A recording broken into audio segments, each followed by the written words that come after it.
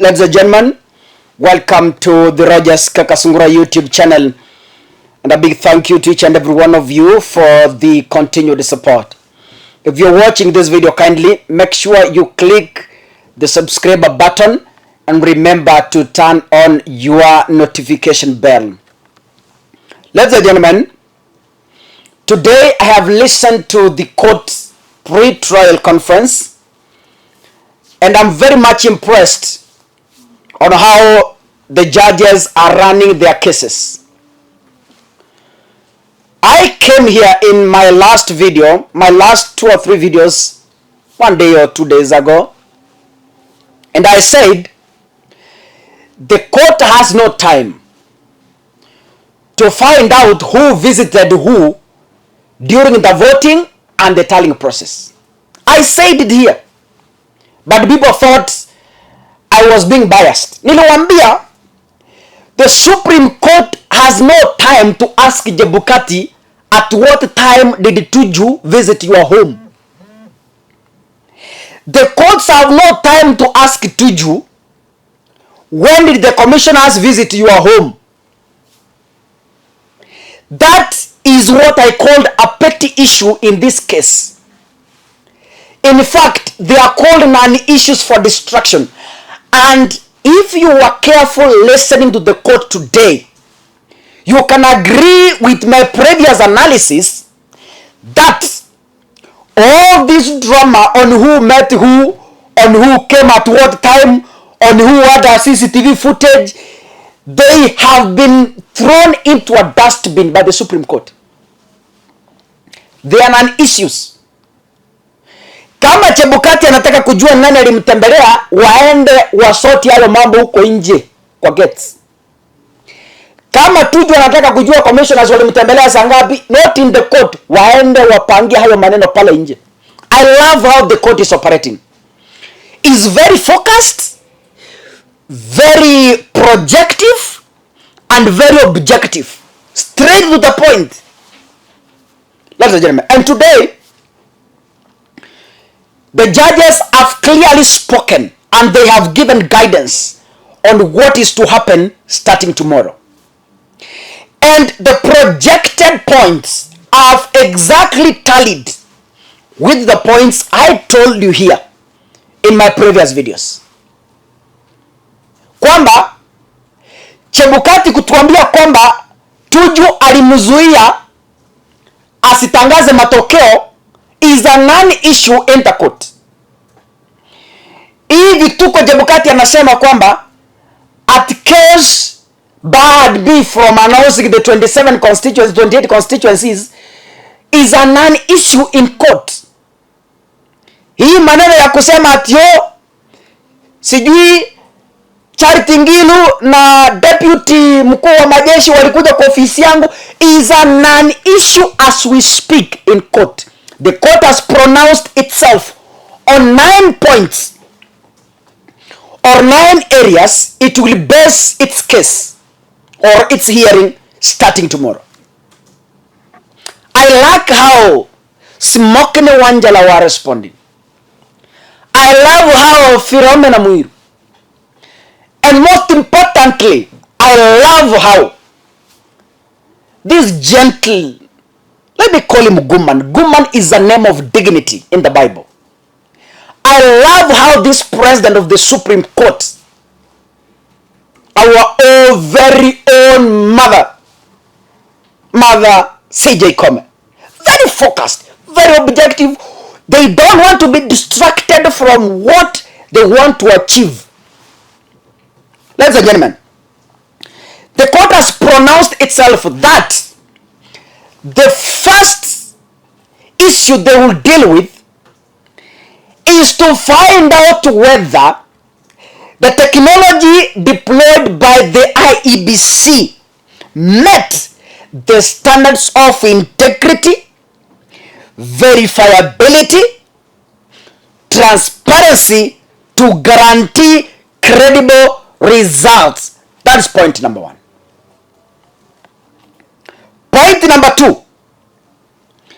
The courts will be mandated to find out whether there was interference of Form 34As from the polling station all the way to the tallying center, that is through the server, the courts will determine if there were interferences anywhere. Was there hacking? Kuna fomu ziliwekwa ambazo ni tofauti na zile zilitoka kwa polling station. That is issue number 2 the courts will be looking at. Number 3, what I'm telling you here is what the judges said they will be looking at. So it's not propaganda, it's not my own imagination. It is what the judges pronounced themselves today, and they gave a guideline on how the case will be moving. Number 3, they will be finding out whether there were differences between Form 34A on the portal, Form 34A at the National Tallying Center, and the Form 34A with the agents at the polling station. Listen to this. The courts will be finding out whether there were differences between Form 34A in the IEBC public portal, Form 34A at the National Tallying Center, and the Form 34A that the agents photographed at the polling station. Point number 4. The Honorable Supreme Court will be determining whether the postponement of the gubernatorial, parliamentary, and MCA elections resulted in voter suppression to the detriment of Azimio. Yani inamaanisha hivi, koti itakuwa inaangalia, je, wakati IEBC ilisongesha mbele uchaguzi wa Kakamega, did the postponement affect the votes of Azimio in that county? It will also determine whether the postponement of the voting exercise for a governor in Mombasa, did it affect Azimio in any way? Ladies and gentlemen, that's what the court will be looking at. Point number 5. The courts will be mandated to determine whether there were unexplained discrepancies between votes cast. Hizo hata mimi nileta hapa mkaziona. I brought them here tukafanya tallying in some constituencies and in some stations. And indeed from the evidence, we confirmed that indeed there were unexplained discrepancies. For example, we tallied together Juja constituency. The valid votes were around 86,000. Then when you add the total votes each candidate scored, it shoots up to 90-something thousand. Then we ask ourselves, did Chebukati explain where the 10,000 votes more went, or what happened? He never did that. So that is some of the issues that the courts will be looking at. Point number 6. The courts will be determining whether IEBC carried out its mandate in accordance with Article 138.3 and 138.10 of the 2010 Constitution. Point number 7. The courts will be determining whether the president-elect indeed scored 50% plus 1. Point number 8. It will be looking, or it will be finding out whether there were irregularities and illegalities of such magnitude to affect the result outcome. For instance, they will be looking at What was the effect of 0.01%? The total votes, for instance, the 0.01 represents, did it affect the final result in any way? That is part of. And lastly, of course, the last one. What relief and orders can the court grant or issue? Ladies and gentlemen. Kwa hivyo, hakuna mahali judges wamesema leo kwamba they will be determining on who visited Chebukati at Bomas. Koti haijasema leo kwamba they will be finding out whether Charity Ngilu intimidated Chebukati at Bomas. Hawajasema kwamba they will determine whether who visited Tuju in his home. Hawajasema kwamba they will determine who visited who at the mentioned secret location that has no name in the just concluded shenanigans between Chebukati and Raphael Tuju. Na niliwaambia hapa kwamba those were distractions to distract Kenyans from the subject. And the court has pronounced itself very clear, very categorical. Na koti imeambia Chebukati kwamba si kazi yetu kwenda kushughulikia mambo yenu ya ndani, kama vile ni nani atakuja kuwakilisha the four commissioners, which lawyer is competent, who is not. It's upon the commissioners to choose their own lawyers as per they may wish. Period. Hii mambo mengine ati hawa ni sijui ni IBC wanafaa kuwa represented na lawyer wa Chebukati, wanafaa kuwa represented na lawyer wa IBC. That is an issue in court. The court is very objective with a target to achieve. And ladies and gentlemen, if you have been watching this video and if you have been following the election drama, number one, the IBC did not exhibit transparency in the process. Why? Walificha form 34C from the Azimio agents and from other commissioners. That is not transparency. Ladies and gentlemen, and you can bear witness, watu wa Kakamega, watu wa Mombasa, you can bear witness kwamba kuna watu walikuwa wanataka kupigia kwa mfano Raila Odinga kura, lakini kwa sababu kura za ugavana zilipelekwa mbele, mtu akaona hakuna haja, wengine wakakaa kwa nyumba. It affected voter turnout.